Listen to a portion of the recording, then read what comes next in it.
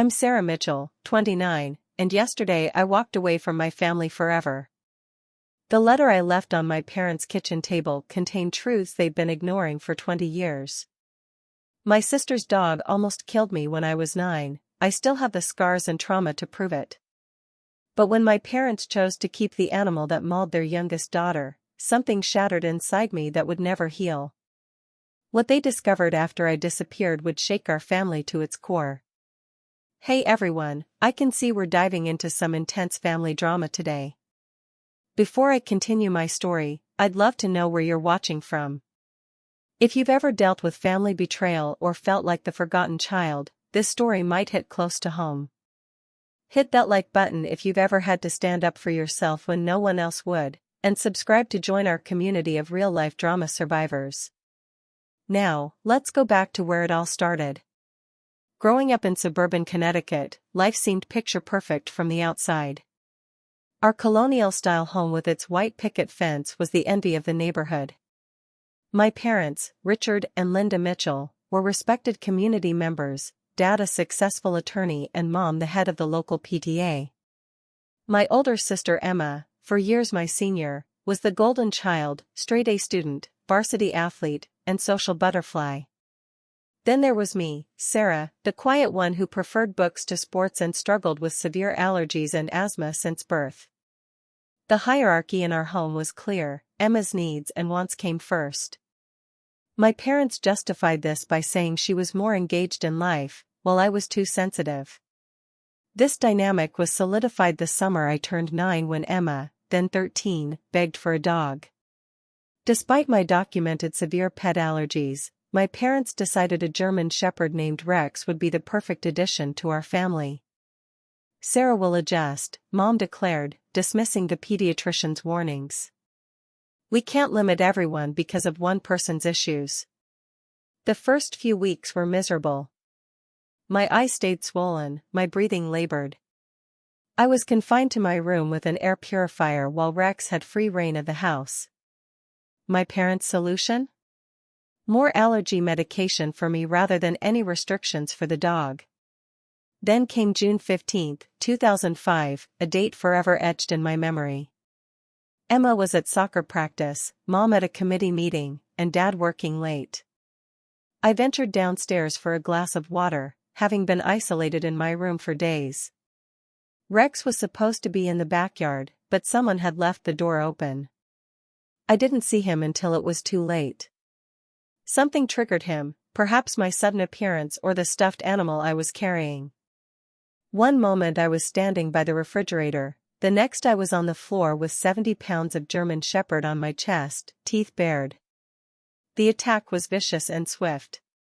His teeth tore into my right arm as I tried to shield my face. My screams echoed through the empty house.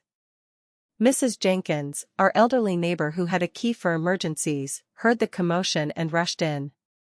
She managed to distract Rex long enough for me to crawl away, blood pooling around me.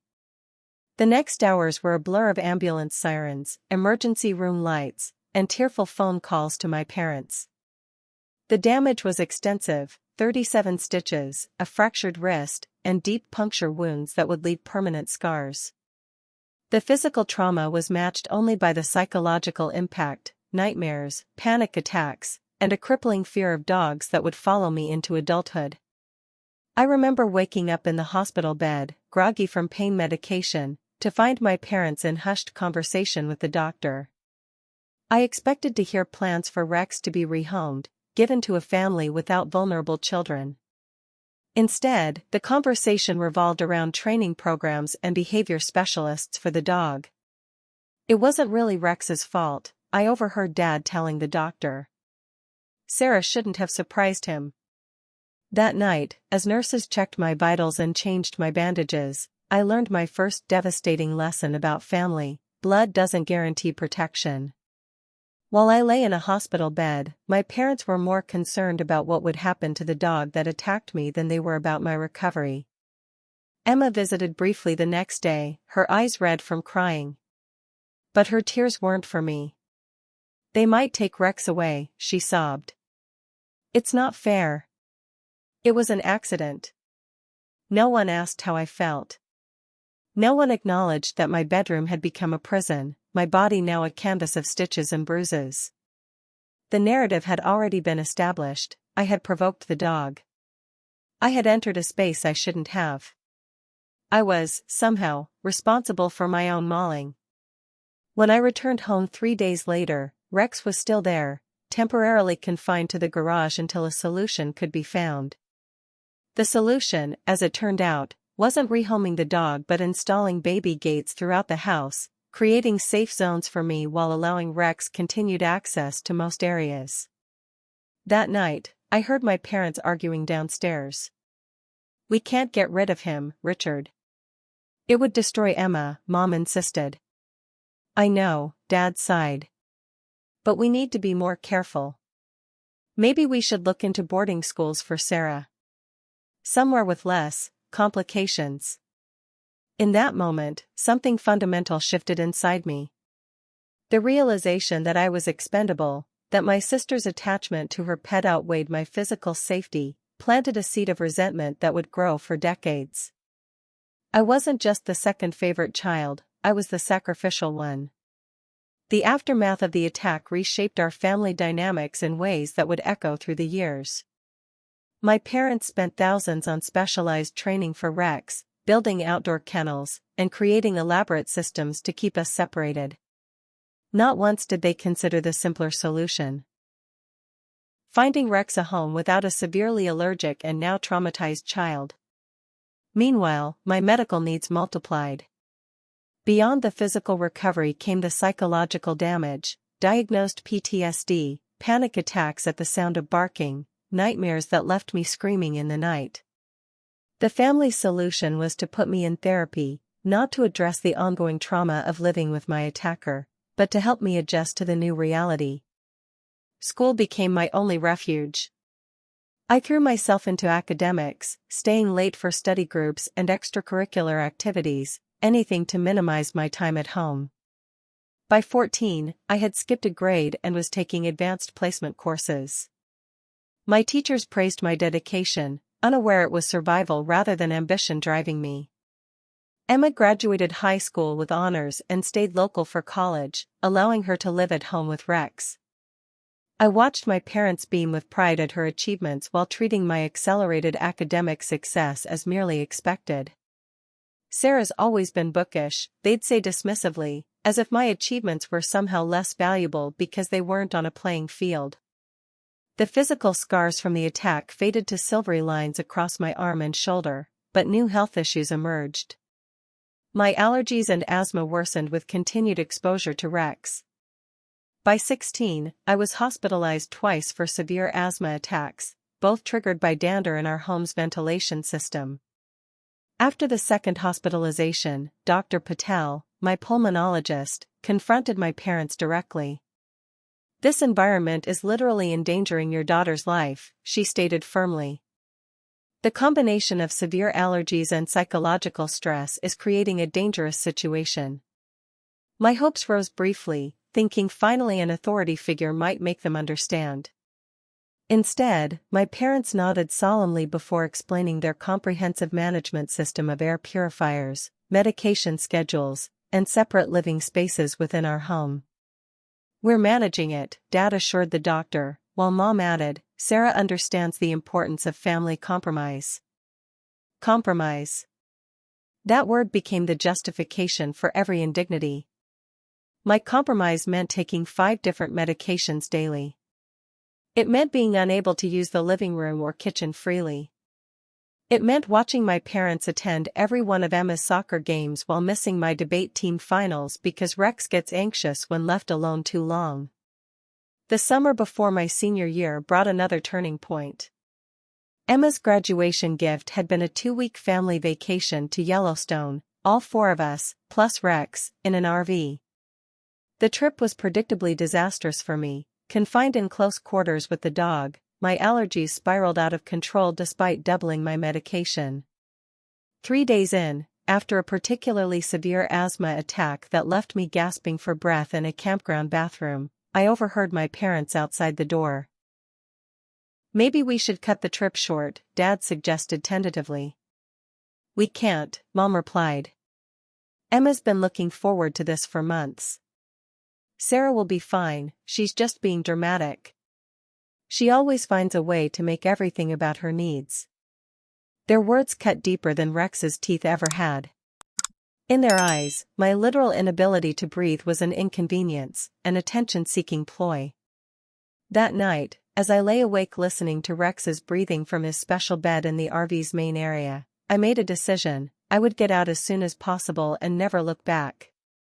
My college applications went exclusively to schools across the country. I secured early admission to Stanford with a substantial scholarship, but told my parents I'd only received partial funding. The deception allowed me to pocket the difference between what they contributed and my actual costs, the beginning of my escape fund. The day after my high school graduation, I packed 2 suitcases and flew to California, ostensibly for an early summer program. In reality, I'd arranged affordable summer housing and a campus job. For the first time in 9 years, I could breathe freely, both physically and emotionally. Those first months away were revelatory. Without constant exposure to Rex, my health improved dramatically. I reduced my medications by half. The persistent cough that my family had dismissed as Sarah being Sarah disappeared entirely. Nightmares that had plagued me for years became less frequent. During those 4 years at Stanford, I returned home only when absolutely necessary, brief Christmas visits where I stayed at a hotel rather than the house, claiming it was more convenient for my schedule. My parents seemed almost relieved by my absence, while Emma accused me of abandoning the family.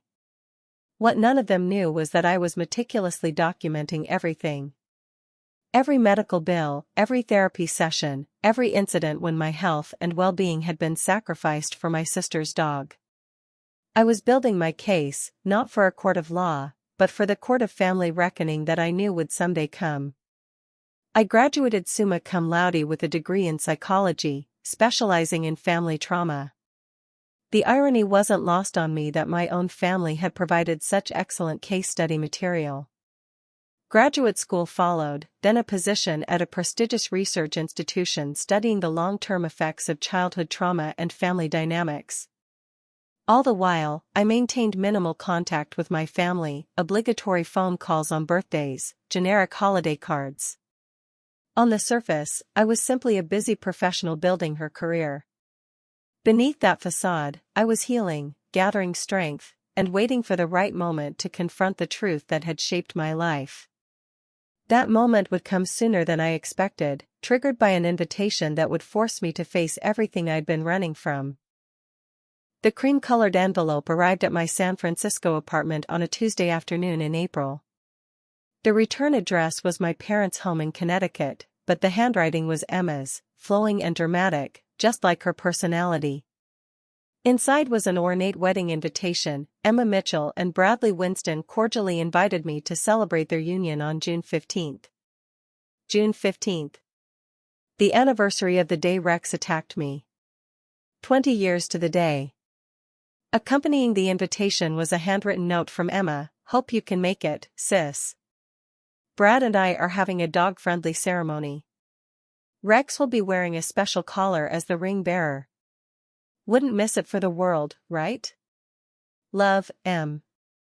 I sat on my kitchen floor, invitation clutched in my trembling hands, as 2 decades of suppressed rage and hurt bubbled to the surface. The date couldn't be coincidental. Emma knew exactly what June 15th meant to me. And making Rex part of the ceremony? It was either astounding insensitivity or deliberate cruelty. My phone rang, Mom calling, right on cue. "Did you get Emma's invitation?" she asked after minimal pleasantries. "She's so hoping you'll be there. The whole family together again." On June 15th, I replied flatly. "With Rex as ring bearer." A pause. "Oh, Sarah, don't start. That was so long ago. Rex is practically a senior citizen now, he's gentle as a lamb. Besides, this is your sister's special day. Surely you can put aside old grievances for one weekend." Old grievances. As if lifelong trauma and physical scars were equivalent to a childhood squabble over a borrowed sweater. "I'll think about it," I said, knowing I had already made my decision. After hanging up, I pulled out the file I kept in my desk, what I had come to think of as my evidence box. Medical records showing the progression of my health issues. Therapy notes I'd requested copies of. Journal entries dating back to age 9. Photographs of my injuries and scars. Email exchanges with my parents where they downplayed my concerns. For years, I'd been gathering this material without a clear purpose. Now, I understood why. This wasn't just about documenting the past, it was about finally forcing my family to confront it. That night, I called Dr. Harriet Chen, my former therapist who had helped me work through the worst of my PTSD in college. "They expect me to just show up and pretend everything's fine," I explained after filling her in. "To watch that dog walk down the aisle like some beloved family member rather than the animal that mauled me and then became the center of our family universe." "What do you want to do, Sarah?" Dr. Chen asked, her voice steady as always. "I want them to acknowledge what happened. I want them to admit that they chose Emma's attachment to her pet over my health and safety. I want them to apologize. And if they won't?" The question hung in the air. I had built a life separate from my family, had created boundaries that protected me physically and emotionally. Was I willing to disrupt that hard-won peace? "Then I'll finally close that chapter for good," I said, surprising myself with the certainty in my voice. The next morning, I requested 2 weeks off work around the wedding date. Not to attend, but to execute the plan forming in my mind. This would require careful timing and preparation.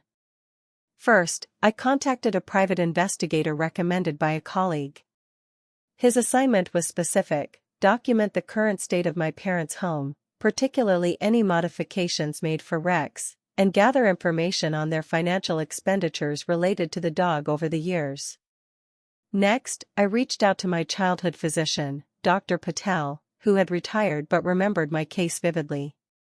She agreed to provide a written statement detailing her recommendations at the time and my parents' responses. The most difficult call was to Mrs. Jenkins, our former neighbor who had saved me during the attack. Now in her 80s and living with her daughter in Rhode Island, she wept when she heard my voice. "I think about that day all the time, Sarah," she said, her voice quavering. "I never understood why they kept that animal. I told your mother, I told her straight out that it wasn't right, what they were doing to you." Mrs. Jenkins agreed to write down her recollection of that day and the aftermath, providing another perspective on my parents' choices. As responses and documents accumulated, I began drafting what would become my final communication to my family, a comprehensive letter laying out the reality of what had happened and its impact on my life. Not written in anger, though anger would have been justified, but with clinical precision. Facts, dates, medical diagnoses, expert opinions. 2 weeks before the wedding, I booked my flight to Connecticut.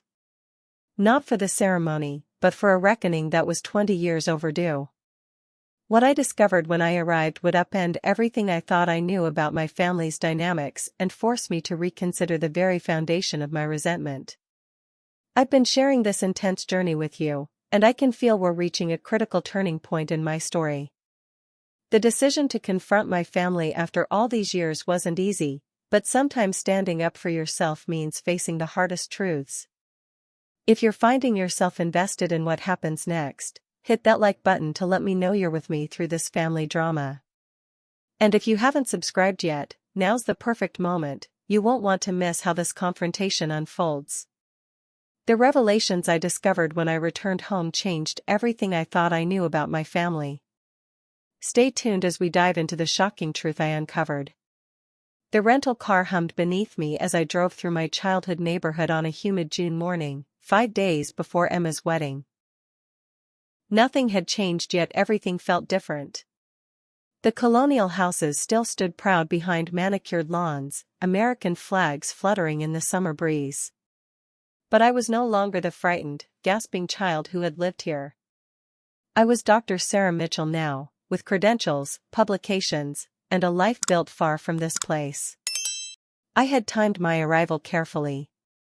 According to the wedding itinerary Emma had emailed, with numerous reminders about how important my presence was, my parents would be at the florist for a final consultation, and Emma would be at her dress fitting.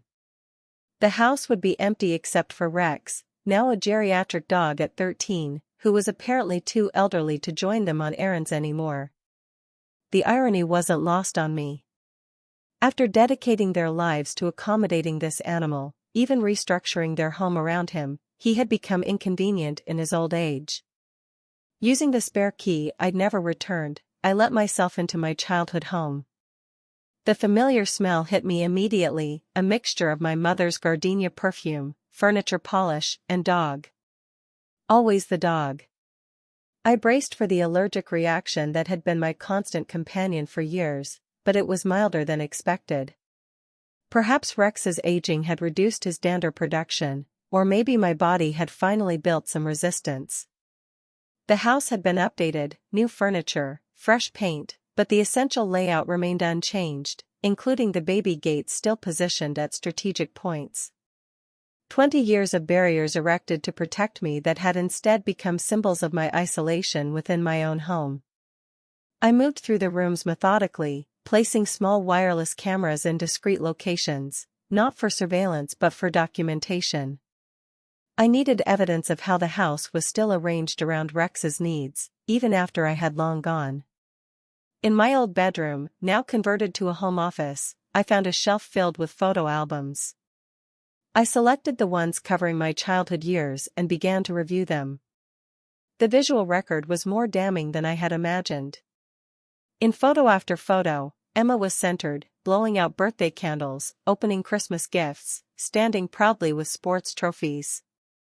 Rex appeared regularly after his arrival, often with Emma's arm around him. I was in these photos too, but always on the periphery, partially cropped out, looking away from the camera, or visibly unwell. In several holiday pictures, I could see the medical alert bracelet I'd worn throughout high school peeking out from my sleeve. Most telling were the gaps, entire events where I was simply absent. My 16th birthday party held outdoors because Rex couldn't be left alone. My high school graduation, where only my father attended because Emma had a regional soccer tournament and my mother stayed home with Rex, who had been acting anxious.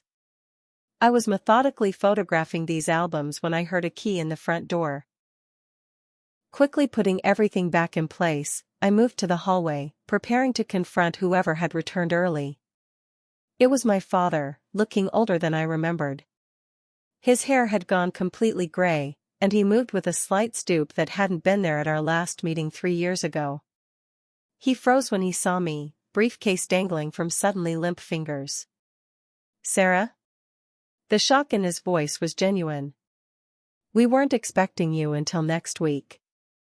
"I decided to come early," I replied, my rehearsed speech momentarily forgotten as I took in how much he had aged. "Where's Mom?" "Still at the florist." He set down his briefcase, movements cautious as if approaching a wild animal. "Emma's been driving her crazy with changes to the arrangements." An awkward silence stretched between us. In it, I heard a slow thumping sound, Rex's tail against the floor somewhere in the house. "He's in the sunroom," Dad said, following my gaze.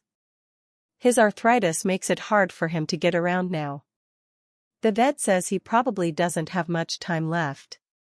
I nodded, unsure how to respond to the sadness in his voice.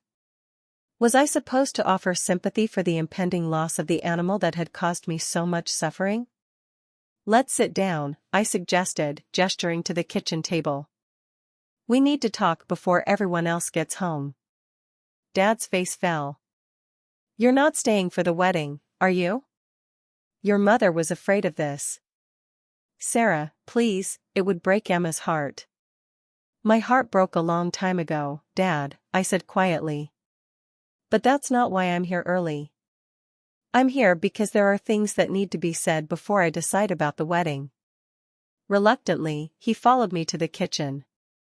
I noticed he automatically checked the filter on the air purifier as we passed, a habit from years of managing my allergies rather than addressing their cause. At the table, I removed a folder from my bag and placed it between us.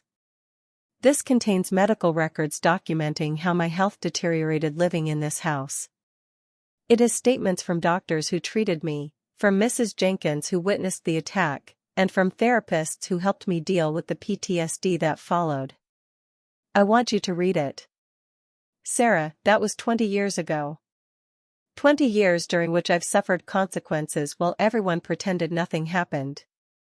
My voice remained steady, the result of countless therapy sessions and preparation for this moment. Do you know what my medical bills have totaled over the years, Dad? Do you know how many medications I still take? Do you have any idea what it did to me psychologically to have my own parents choose a dog over my health and safety? He flinched, eyes darting toward the sunroom where Rex lay. We didn't choose, we tried to accommodate everyone. We spent thousands on air purifiers, special cleaning systems. When you could have spent nothing and just found Rex another home, I interrupted. A home without a severely allergic child who he had already attacked. Dad's shoulders slumped. For the first time, I saw something beyond defensiveness in his expression, a flicker of what might have been regret, quickly suppressed. It wasn't that simple, he said finally. Explain it to me then. Help me understand why my sister's attachment to her pet was more important than my ability to breathe in my own home. He stared at the folder, not opening it. Your mother will be home soon. We should wait. No. I've waited 20 years. I want to hear your explanation now. Perhaps it was the authority in my voice, so different from the compliant child I had been, but something changed in his demeanor. He seemed to age another decade before my eyes. It wasn't about the dog, he said quietly. Not really. What are you talking about? He took a deep breath. Your sister, after the attack, she threatened to hurt herself if we got rid of Rex. She had been struggling for months before that, cutting herself, hiding it under long sleeves. The therapist said she was using her attachment to the dog as an emotional support, that taking him away could push her over the edge. The kitchen seemed to tilt around me. What? We couldn't tell you.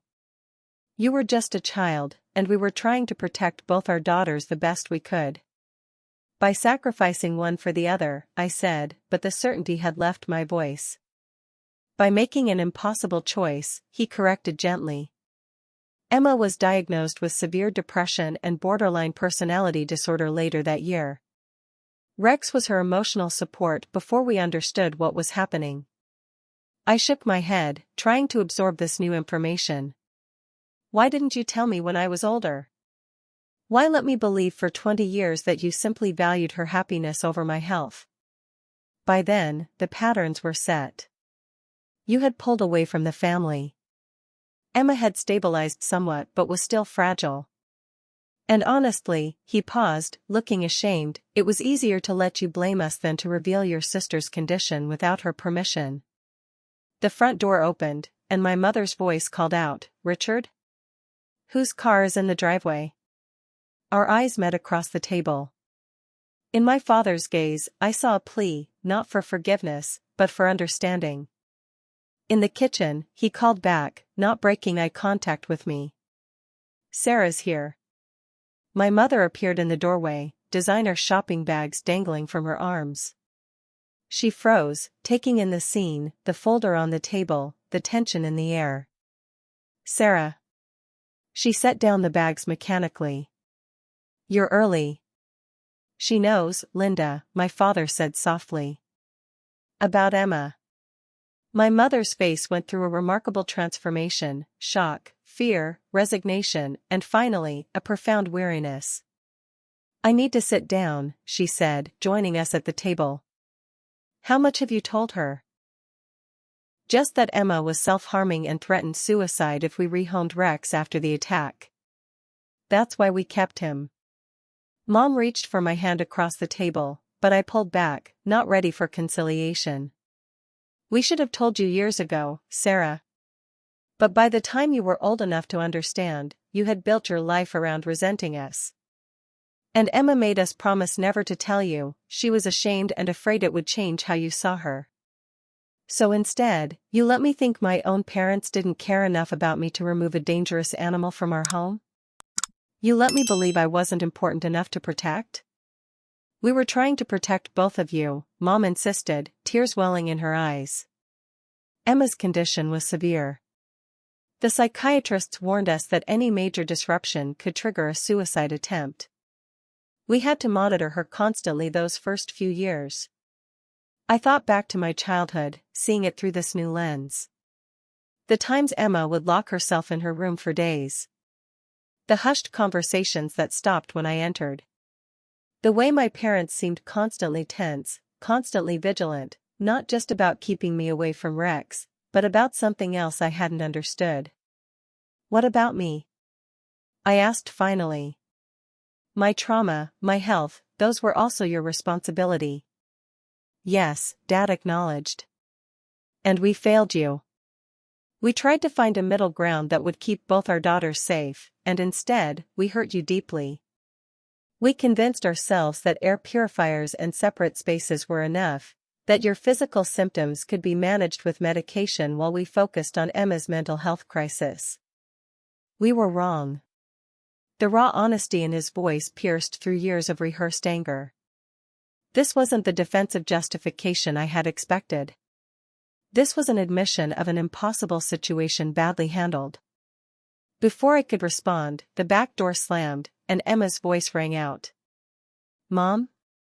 The seamstress said the beading on the veil needs to be completely redone, Anne.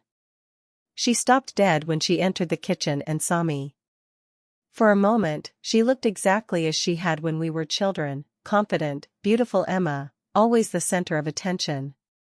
Then I noticed what I had missed in our infrequent adult encounters, the slight tremor in her hands, the carefully applied makeup covering dark circles under her eyes, the way she immediately scanned the room as if assessing threats. Sarah? Her voice held confusion and something else, fear. You're not supposed to be here until next week. That's when Rex appeared behind her, moving slowly with the stiffness of advanced age. The German Shepherd was now mostly gray around the muzzle, his once powerful frame diminished.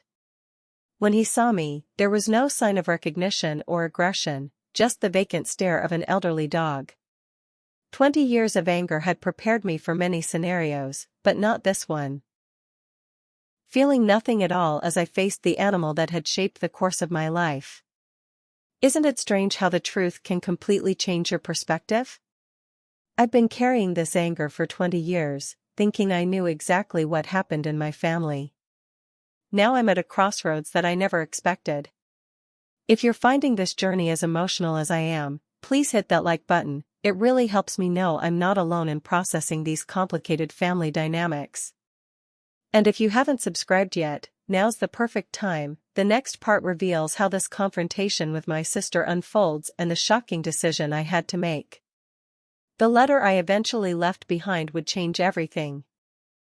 For a moment, we all remained frozen in a tableau of family dysfunction, my parents looking trapped between their daughters, Emma standing protectively near Rex, and me, the prodigal daughter returned not with forgiveness but with accusations. What's going on? Emma asked, her voice higher than usual. Her eyes darted to the folder on the table, then back to our parents' grim expressions. Why are you all looking like that? They told me, Emma, I said quietly. About your condition. About why they really kept Rex after he attacked me. The color drained from her face. She gripped the back of a chair for support, knuckles whitening. You had no right, she whispered to our parents. That was private. She deserved to know the truth, Dad replied. We should have told her years ago. Emma's breathing quickened, the beginning of the panic attacks I now recognized from my own experience with PTSD. So you just decided, what, today was a good day to blow up my life? 5 days before my wedding? Your life? I couldn't keep the incredulity from my voice. Emma, I've spent 20 years thinking our parents valued your happiness over my physical safety. I built my entire identity around being the daughter they were willing to sacrifice. And I've spent 20 years knowing I was so broken that my parents had to sacrifice one child's well-being for the others, she shot back, tears streaming down her face. Do you have any idea what that guilt feels like? To know your sister suffered because you were too messed up to function without a dog? The raw pain in her voice silenced me.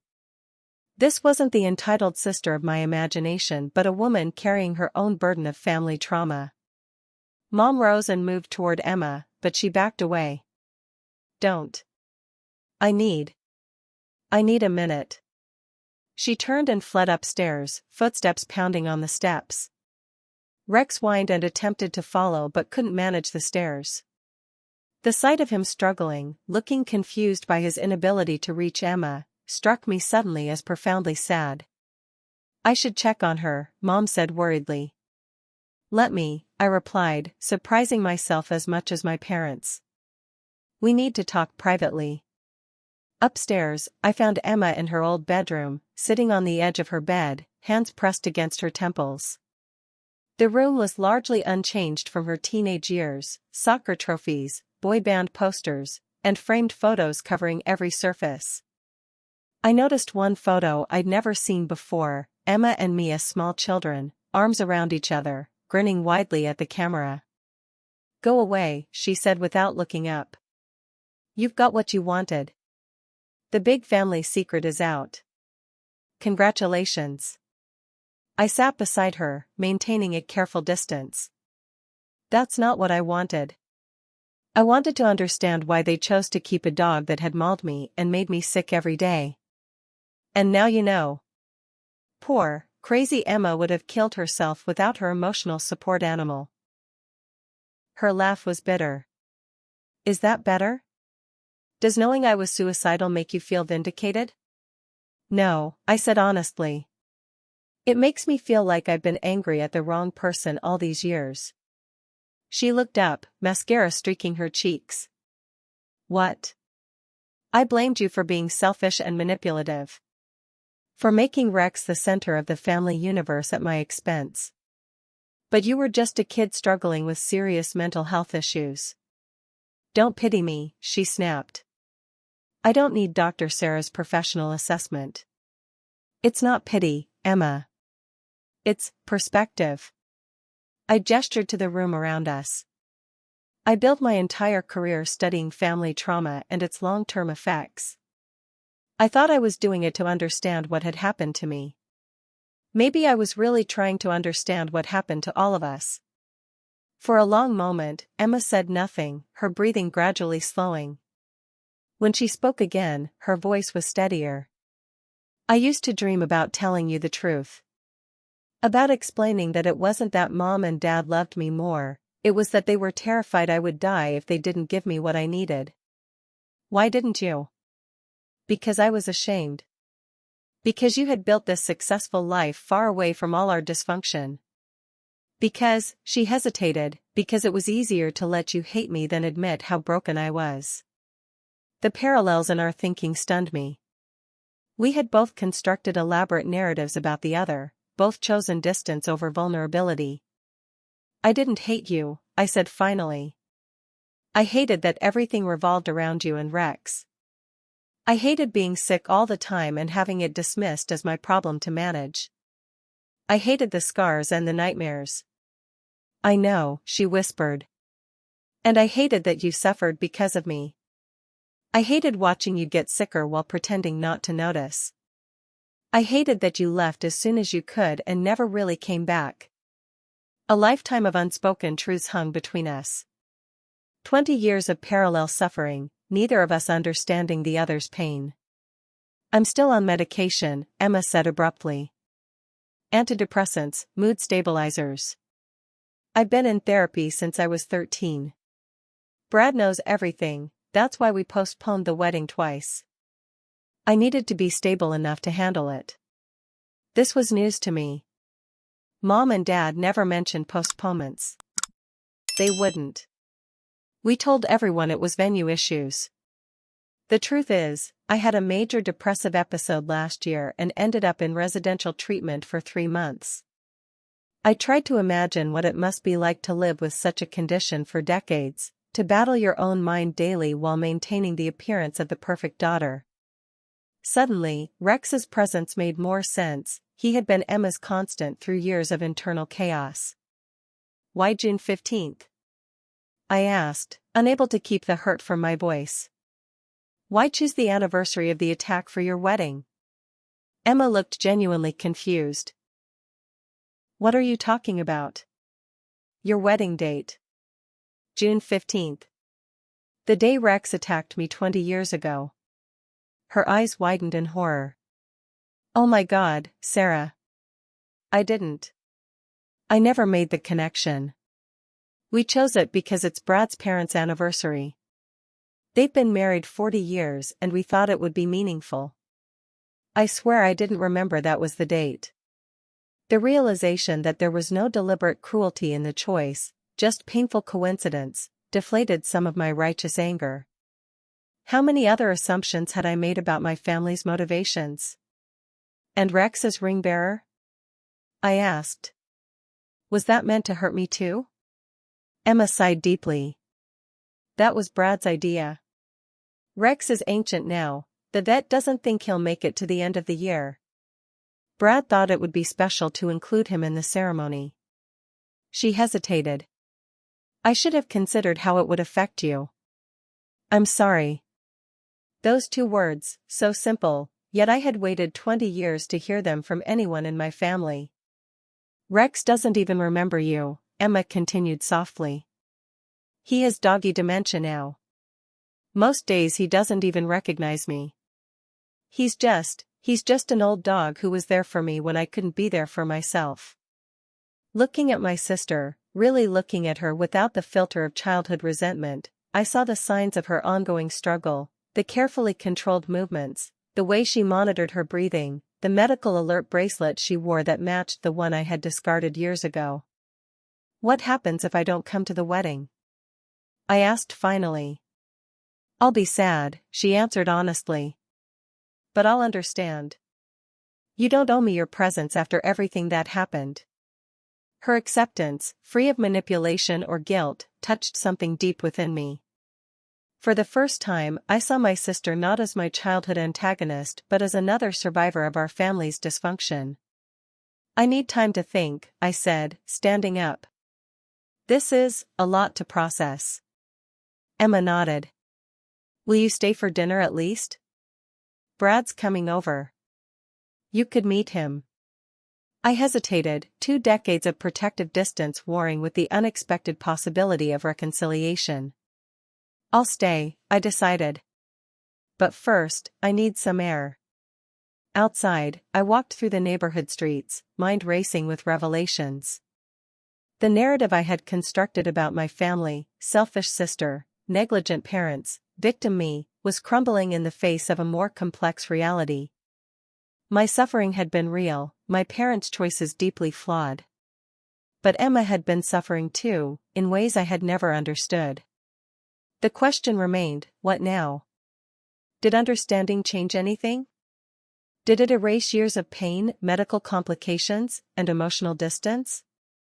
As I rounded the corner back to my parents' house, I knew what I needed to do. The letter I had planned would still be written, but its contents would be very different from what I had intended. The Mitchell family dinner table had rarely seen such an awkward gathering. My parents sat stiffly in their usual places, stealing glances at Emma and me as if expecting an explosion. Emma fidgeted with her engagement ring, while her fiancé Brad, a soft-spoken pediatrician with kind eyes, tried valiantly to maintain conversation. Rex lay in his special bed in the corner of the dining room, occasionally lifting his gray muzzle at the sound of Emma's voice but otherwise oblivious to the tension surrounding him. So, Sarah, Brad ventured after an uncomfortable silence, Emma tells me you're doing groundbreaking research on family trauma. That must be fascinating work. It is, I replied, grateful for the neutral topic. We're currently studying how unresolved childhood experiences manifest in adult relationships and parenting styles. Like how children of emotionally unavailable parents often struggle with attachment, Emma added, then winced at her own words. Sorry, that was accurate, I finished for her, offering a small smile. And yes, exactly like that. My mother cleared her throat. Sarah has always been the intellectual one. Even as a child, she was analyzing everything. Survival mechanism, I said without thinking. When your environment feels unsafe, you develop hypervigilance. The clinical assessment hung in the air. Dad set down his fork with a sigh. Is that how you felt, Sarah? Unsafe in your own home? The directness of the question surprised me. Throughout my childhood, uncomfortable truths had been smoothed over, reframed, or simply ignored. This new willingness to acknowledge pain felt foreign but necessary.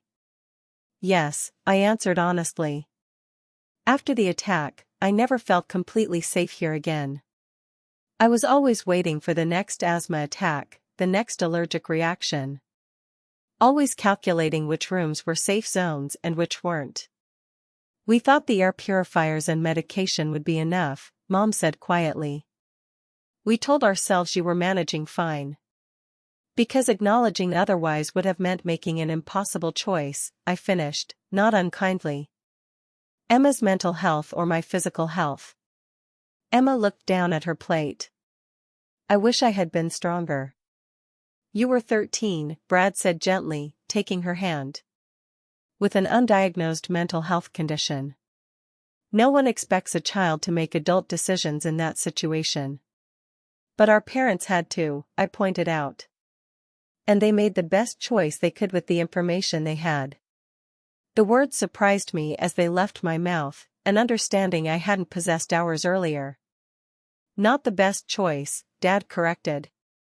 Just the least destructive one we could see at the time. We should have found better resources for both of you. This accountability, so different from the defensiveness I had anticipated, made space for something I hadn't planned, forgiveness. I've been angry for so long, I admitted.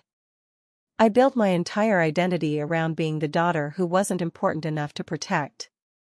But that wasn't the whole story. No, Mom agreed, tears in her eyes. It wasn't. But your anger was justified, Sarah. We did fail you, even if our intentions were to keep both our children alive and well. The acknowledgement was both vindicating and disorienting. For years, I had imagined this confrontation ending with my parents defensive and dismissive, reinforcing my decision to cut ties. Their remorse and insight required a different response than the one I had rehearsed.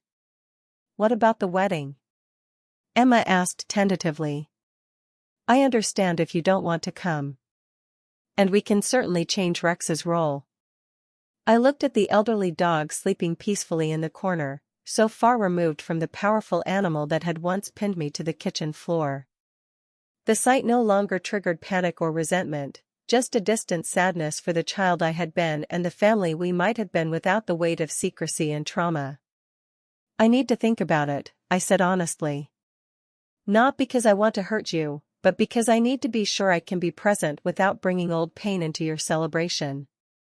Emma nodded, understanding in her eyes. That's fair. After dinner, while Emma and Brad took Rex for his slow evening walk and my parents cleaned up in the kitchen, I retreated to the guest room with my laptop. The letter I had planned to write had evolved in my mind throughout the day, transforming from an indictment to something more nuanced, a truth-telling that acknowledged the complexity of our shared history. For hours I wrote, deleted, and rewrote, trying to capture 20 years of misunderstanding and pain without accusation or self-pity. When I finished near midnight, I read it through once more, then printed 3 copies. The house was quiet as I crept downstairs. I placed one copy on the kitchen table where someone would find it in the morning, then slipped out to my rental car. The drive to my hotel was surreal. Leaving my childhood home felt different this time, unburdened by the weight of unspoken resentments. In my hotel room, I made a decision that would shape my relationship with my family moving forward. I opened my laptop and booked a flight, not back to San Francisco, but to a different destination entirely. Then I set my alarm, knowing tomorrow would bring its own challenges and possibilities. Morning came with the chirping of East Coast birds outside my window, a sound I had almost forgotten after years in California. I showered, dressed carefully, and drove not to my parents' house but to a small coffee shop downtown. The message I sent was simple: meeting at Rosie's Cafe at 10 a.m. Just the four of us. Please. They arrived together, my parents and Emma, faces etched with worry. I had chosen a quiet corner table where we could speak privately. "You read the letter?" I asked once they were seated. They nodded, my mother wiping at her eyes with a tissue. "Sarah, we had no idea you felt so much of this," she said. "All these years." "I never gave you the chance to know," I acknowledged. "I was too busy protecting myself by staying away." "Where does this leave us?" Emma asked, the vulnerability in her voice reminding me of the fragile 13-year-old she had once been. Are you done with us?" I took a deep breath. No. But I can't pretend the past didn't happen either. What I want is a new beginning, one based on honesty instead of protection and avoidance. "What does that look like?" Dad asked, practical as always. "It means I've changed my flight," I told them. "I'm staying until after the wedding. I can't promise I won't have moments of difficulty, but I want to be there. No more running away from what hurts." Emma's eyes filled with tears. "Really? You'll come?" "Yes. But Rex should stay home," I added gently. Not because I'm angry anymore, but because a crowded, emotional event isn't kind to an elderly dog with dementia. And because some considerations for my comfort are reasonable after all this time. Of course, Emma agreed immediately. "Brad's parents can watch him. They love having him over." The relief on their faces made me realize how much my absence had weighed on them, not as a victory in our family power struggle but as a genuine loss they had mourned. "There's something else," I continued. "I've been offered a visiting professor position at Yale for the fall semester. I was going to turn it down, but now I'm considering taking it. It would mean being on the East Coast for a few months." "You'd be so close," Mom breathed, hope evident in her voice. "That's the idea," I admitted. A chance to rebuild our relationship gradually, with professional boundaries and my own space. As we continued talking, mapping out a tentative future where honesty replaced protection and understanding replaced resentment, I felt something I hadn't expected: the possibility of healing, not just for me, but for all of us. The wedding, when it came, was both more difficult and more rewarding than I had anticipated. Standing beside my sister as she pledged her life to Brad, I saw not the golden child who had been prioritized, but a woman who had fought her own battles against internal demons. When she squeezed my hand before walking down the aisle, the gesture contained 2 decades of unspoken apologies and forgiveness.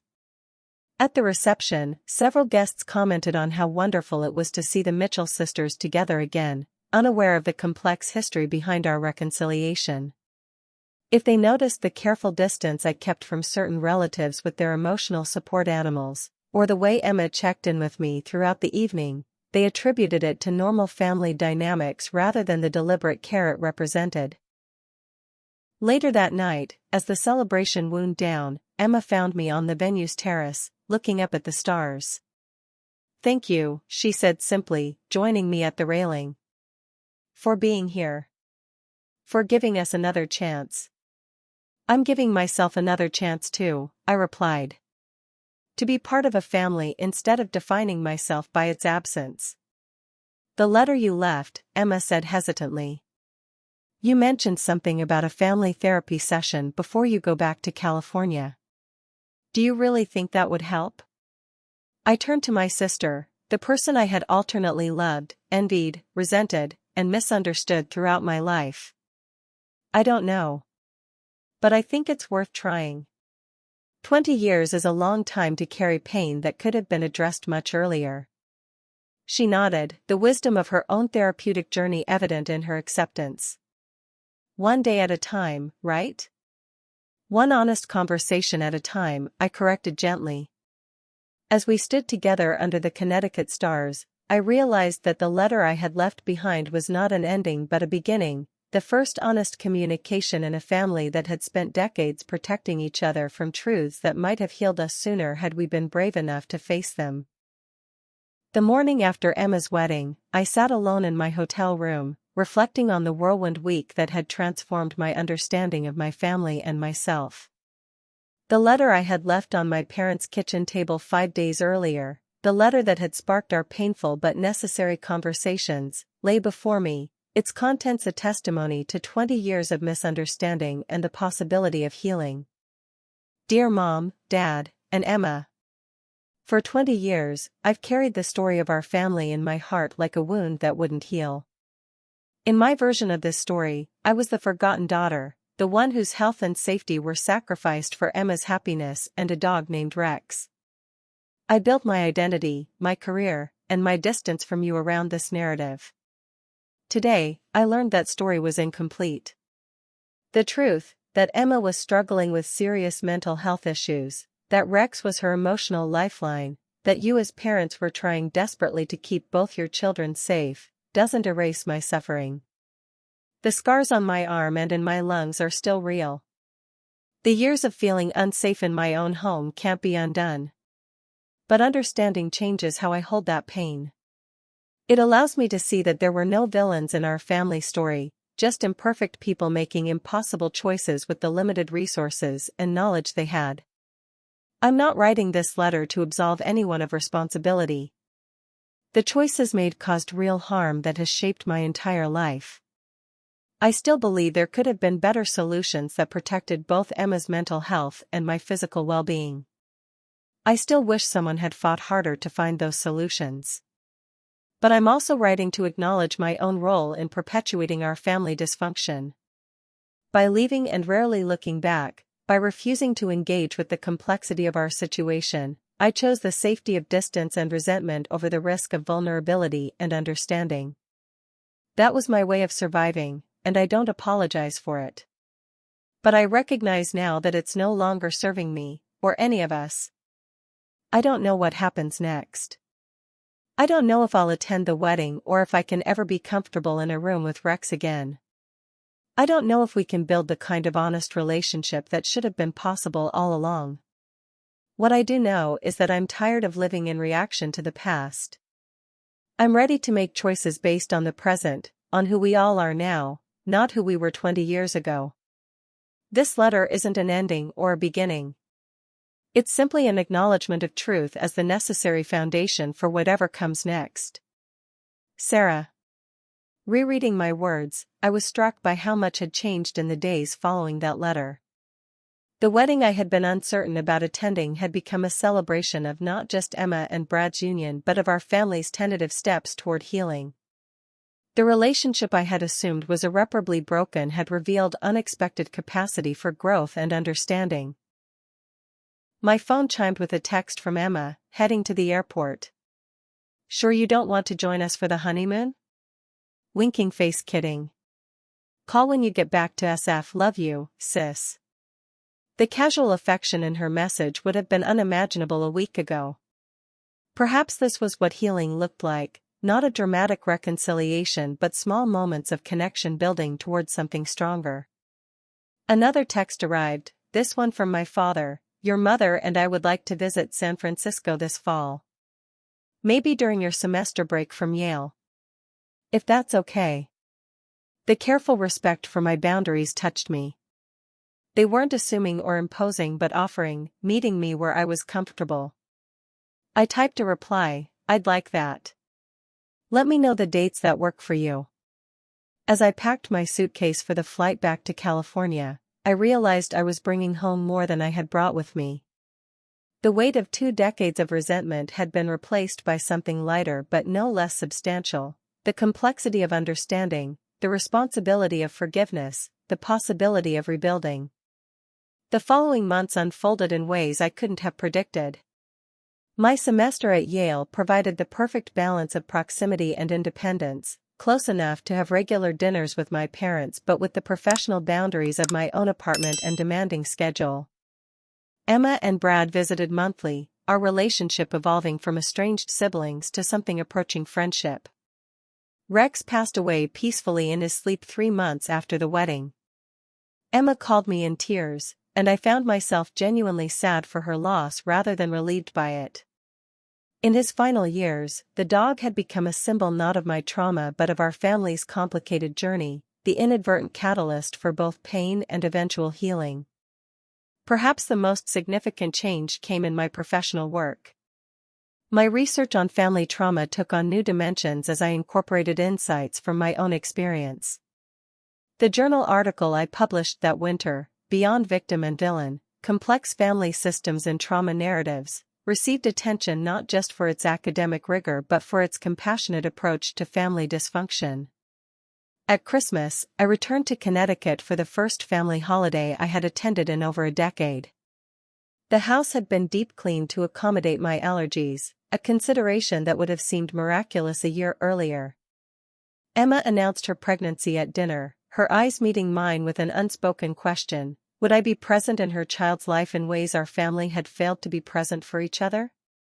My answer came in the form of a gift, a collection of children's books about emotions and mental health, with a note promising to be the kind of aunt who spoke truth with kindness and offered support without judgment. Later that night, as we sat around the fireplace in a rare moment of comfortable silence, my mother asked the question that had probably been on all their minds: do you think you'll ever fully forgive us, Sarah? I considered my answer carefully. I think forgiveness isn't a destination but a practice. There are still days when the old anger surfaces, when I remember being the child whose needs came second. But those moments don't define our relationship anymore. They're just echoes of a past we're all trying to learn from. Dad nodded, understanding in his eyes. That's more than we deserve. It's exactly what we all deserve, I corrected gently. The chance to be more than our worst mistakes and misunderstandings. As I look back now, a year after that fateful June when I returned to Connecticut seeking confrontation and found reconciliation instead, I'm struck by how profoundly our family narrative has shifted. The letter I left behind wasn't the final word I had imagined but the first sentence in a new chapter we're still writing together, one honest conversation, one difficult truth, one act of forgiveness at a time. The scars remain, both physical and emotional. There are still triggers and difficult moments, still conversations that end in tears or frustrated silence.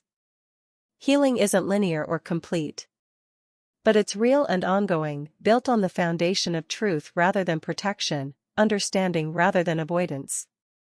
In my professional work, I often tell clients that trauma doesn't have to be the end of their story, that with support, understanding, and time, it can become instead the beginning of a deeper, more authentic way of connecting with themselves and others. My own family has become both testament to that possibility and continuing education in its practice. The most profound lesson I've learned is that there are no perfect victims or villains in family trauma, only people doing their best with the resources they have, sometimes hurting each other badly in the process. The path to healing lies not in assigning blame but in acknowledging hurt, not in rewriting history but in understanding it more completely, not in pretending the past didn't happen but in preventing it from determining the future. My name is Sarah Mitchell, and 21 years ago, a dog attack changed the course of my life. But that's no longer where my story ends. It's merely one chapter in a more complex narrative about family, forgiveness, and the courage to begin again after decades of misunderstanding. If my story has resonated with you, I'd love to hear about your own experiences with family reconciliation or estrangement. Have you ever discovered that a situation you resented for years looked completely different when you finally learned the full story? What helped you move forward? Please take a moment to like this video if it touched you in any way, and subscribe if you'd like to hear more stories about family dynamics, healing from trauma, and finding your way back to connection after years of distance. Your support means everything as I continue sharing these difficult but important conversations. Thank you for listening to my family's journey. Remember that it's never too late to challenge the stories you've been telling yourself, to seek understanding where there has been judgment, and to begin healing relationships you thought were beyond repair. Sometimes, the letter you need to write isn't a goodbye but an invitation to a new beginning.